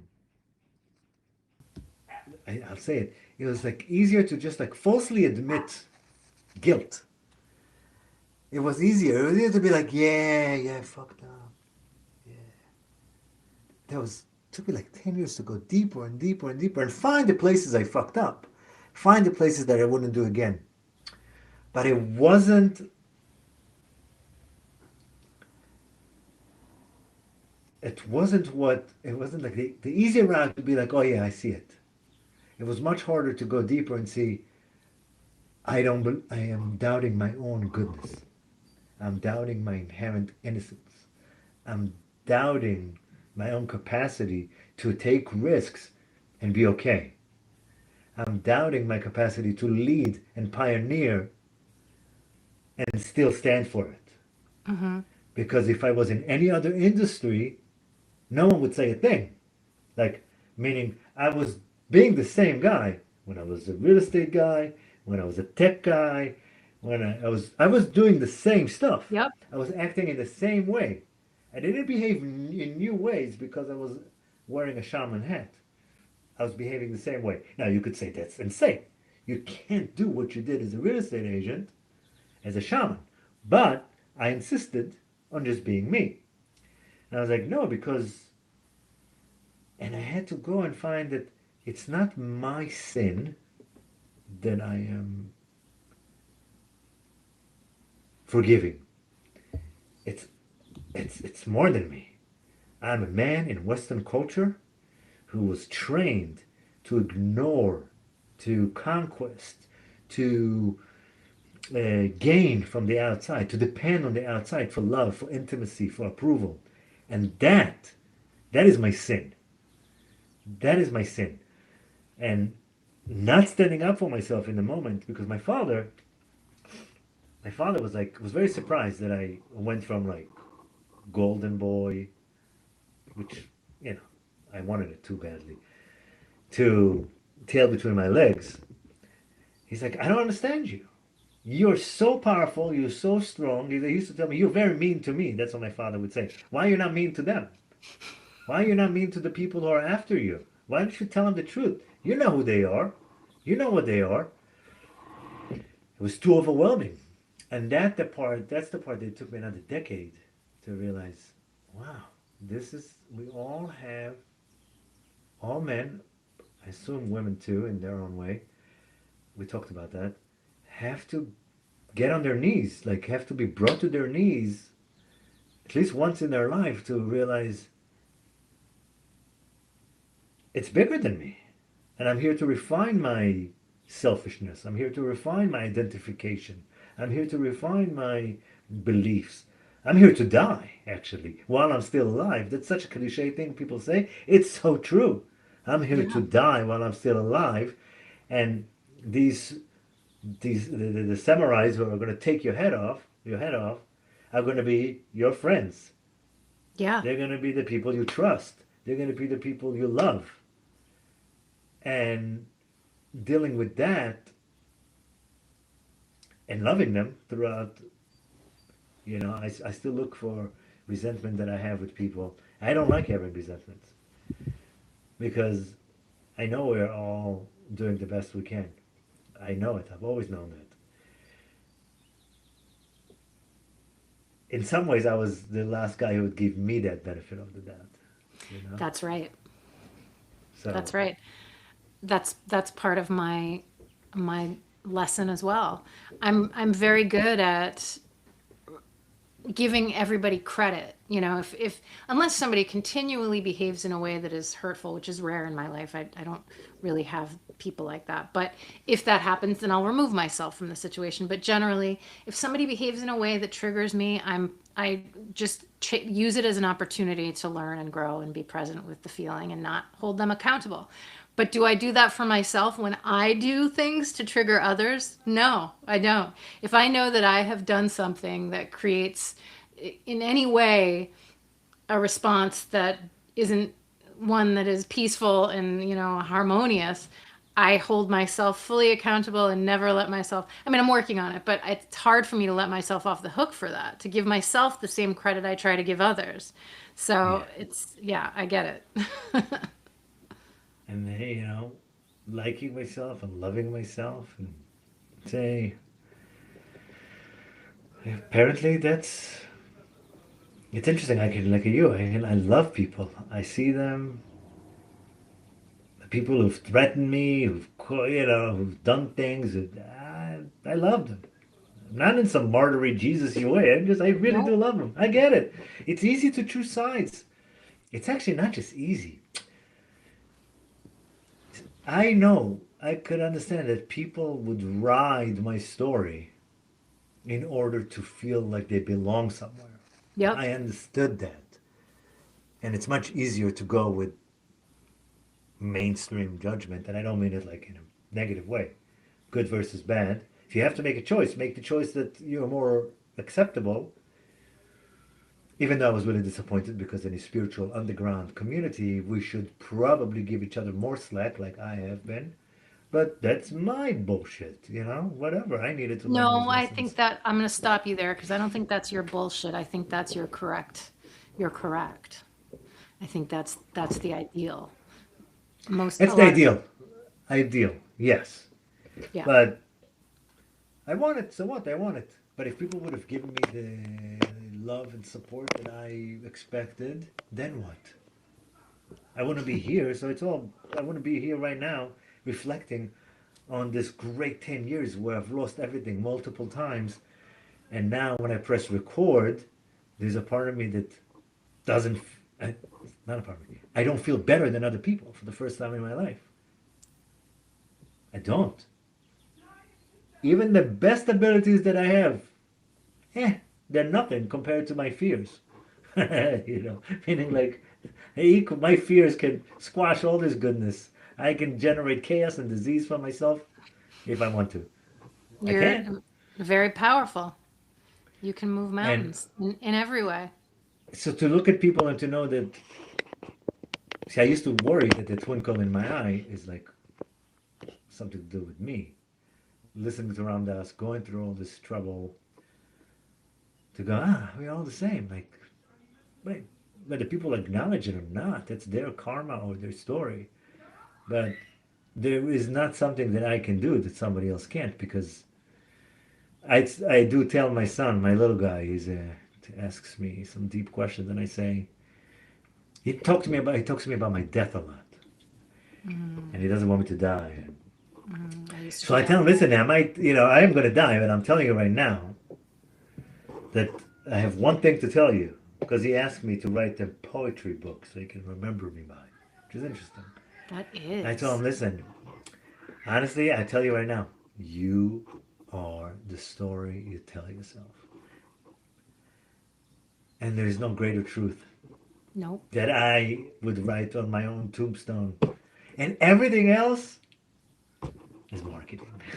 Yep. Everything else is putting the link in your comments. Yeah, yeah. Maybe because I used to listen to people on psychedelics too, and it was so apparent to me. I was like, "Can't you see that you're telling the story? People will tell me how scary they are. People will tell me how terrible they are. People will tell me how. And the greatest, richest people in the world would tell me things like, yeah, I'm afraid I'm going to have to lose everything in order to find God, or holy shit, like crazy things. So what was I? I was just afraid of it. Tainted, good for nothing, broken, almost has been. Oh, okay, cool. And such strong potential. And my brother, the way I talk about a lot, he used to be like, you're like the dumbest, smartest people I know. You know that saying. People say you're like the most coward, chicken shit, courageous guy I know. Like, and that, and that dance between surrender and responsibility, between fear and courage. Maybe that's what it's all about. Like, I'm not even going to get somewhere.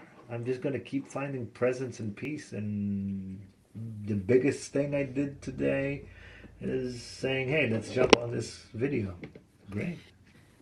Maybe, or maybe you number one are on the precipice, which I think you are, and we've been talking about this. I think we both are. And also, maybe just like when those waves of depression or sadness or loneliness or anger or whatever it is, grief arise, and you're present with them and you ride it because you know, but you also accept maybe this is just where I am and this might be where I stay, and that's okay too. Maybe you just face that ultimate fear, just be that has been for a while. Just be a has been. Yeah, it has been a very And then delicious be what you really experience. are. But be Yeah. willing to be the has been, you know? All right, I'm a has I, been. our friend I'll be the best POC, has been I've ever been, anyone's ever been. Yeah. POC was very useful because when I was struggling with it, and he was like, you know what, learn how to be. I don't feel that anymore. Baruch Hashem, thank you, God. But he told me, learn to be the guy with the tail between his legs. And I was like that for like 7, 8 years, man. Yeah. It's not the experience of an Aries who had all the promise in the world. And, I'm happy. I'm grateful because I do feel like it's more than the precipice. I've turned the corner. I can Yeah. tell. Yeah. I can tell because of I can just tell. I can too. Tell because of this conversation. I can tell. And just like everything else, things take time. God damn it. Like years. That's what I was going to say about you too. Your brother saying that you're the smartest, dumbest person he knows. And it's funny, and but I think the truth is that you unfold in real time in a way that most people don't, and so you let people witness your unfolding, and people don't understand it. People are black and white, right? Yeah, yeah. I've been texting some people from the past. They don't answer me. And, back in the day, it'd be like, oh, do they still think I'm an asshole? That's for me to deal with. But I'm surprised. I'm surprised they would miss out on talking to me. I I'm know. Me surprised too. they would miss out on the integrating. Like, we went through such crazy shit together. Like, don't you want to just remember that, yeah, we all made mistakes. Okay, I made all the mistakes. Fine, great. But don't you want to know that it was real? Like, I'm so surprised by it that I wonder if you don't have the right number anymore. no, I see blue V's. I see blue Okay. V's. But that's for me to realize, look, there's going to be a group of people for the rest of my life that are going to not like me. And if I continue to post about God or just be me, I'm going to, once again, get a nice camp going, an anti-Oreo camp. But now I have the experience to know you can't phase me. I mean, I'm sure you can. This guy wrote me a comment today. I got the most amount of views and comments for a 24-hour period ever since I've been posting about God. This guy said Amazing. today, what did he say? He said, you smile with your mouth, but your eyes are dark and dead. And I looked at it, and you know what? I wrote, like in the Hell's Kitchen or Yeah. whatever, heard. I was like, heard. Like, all right, I heard you. Like, there's something there. There's something there. Like I'm not saying it like in a. I don't give a shit what he says, but you know what? It's true. Right now, I'll my hear eyes are you. still dark, still dead. That's okay. I'm coming out. That's not true. But it's going to be a lot more. It's going to be a lot more. It's going to be Jesus things. It's going to be a whole thing. I know. You're gonna get absolutely you're gonna get negative feedback, but that Great. Amazing. some yeah, that's what you're yeah you're having an effect when that happens. And truth be told, but it isn't the case that there's darkness and that your eyes are dead and dark. It's not the case. I know you're not asking for reassurance, but it's not the case. If My mother anything, did tell me the same thing, so it kind of hits a point. And I told you maybe that it's story, but right? what I was going to say is I don't think it's darkness and deadness. I think it's that you're doing something new and it's scary. And maybe I didn't see this, but maybe it's that there's a little bit of deer in headlights right now while And you're I'm talking. tired. And I'm also Yeah. tired. I'm like Yeah. 10 years, like, it has been dark, and I'm trying to resurrect myself. I'm not trying to do anything. I'm resurrecting myself. So the deadness, the coldness, it's like the cobwebs of, What a perfect day to say that. What a perfect day to do that. oh, yeah, happy Friday, happy Good Friday. Yeah. He And is I don't know risen. if it was Ramdas and definitely Neville Goddard. You gotta get into Neville. I don't know You Neville never got into. Goddard. Oh my Really? God, you're gonna love Really? it. Neville Goddard, he talks about Christ consciousness is your imagination. uh-huh. Christ is your imagination. Say it. Christ Christ is is your your imagination. imagination. It is your job to rise up again and again. Where? Inside, in your head, in your Right. imagination. Imagination. You gotta get it. He's like quoting the Bible. He's amazing. Get it. I'm gonna check it out. Neville Goddard. Oh my God. Let's Is the this an next old time school let's do a person book or is club. Yeah. Yeah. Christ okay? is your imagination. That is the resurrection. It is you every freaking day. Yeah, What if you know every day? Every day, your whole job every day is to remember that you are divine. and Oh, I think what a it is. pleasure. What a pleasure. Yeah, I have to, I don't have to go, but but it's time to I'm go. nearing my, it's time to go. Me too. We've been This was talking for. amazing. It This is was, like but a we. Joe Rogan experience It to was. It finish it. totally was. We got This to is get good. Neil deGrasse Tyson next time. Tyson. Yeah. We can It talk was about good. the moon. Wow. Thank you. Thank you. Thank I you. mean, channeling. I mean, I know why your clients come back to you, and if they don't, we should talk about it next We time. should. And I All know right. why your clients are coming to you. Thank you too. Yeah. Yeah. I am my own client. It's all good. You got God the is my. your whole field is full of clients who want to come to you. They exist materially. Yeah, I it's can true. name three of them right now. It's true. It's true. You just have to receive. That's all. Yeah. All right. To be continued. All right. Thank you, dear. Happy Good Friday. Thank you. Bye. Happy Good Bye. Friday.